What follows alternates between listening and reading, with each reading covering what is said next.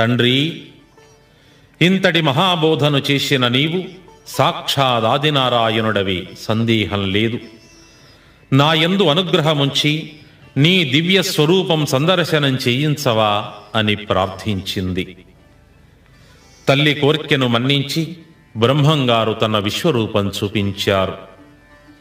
1000 శిరస్సులతో, అనంతమైన పాదములు, అనంతమైన భుజములు, అనంత హస్తములతో, 3 కోటి దేవతలకు ఆవాసమై, సకల భువన భవన సృష్టి స్థానమై, సూర్య చంద్రాంగారక బుధ బృహస్పత్యాది నవగ్రహ పరివేష్టితమై, అనంతమై, అద్భుతమై, అనిర్వచనీయమై, అఖండ పుణ్య ఫలప్రదమై, అనంత విశ్వవ్యాపితమైన ఆ విశ్వరూపాన్ని చూచి ఆనంద భాష్పాలు జలజలా జాలువారుతుండగా మనసు పులకరించి శరీరం జలధరిస్తూ రోమాంచితమవుతుండగా మనోవాక్కా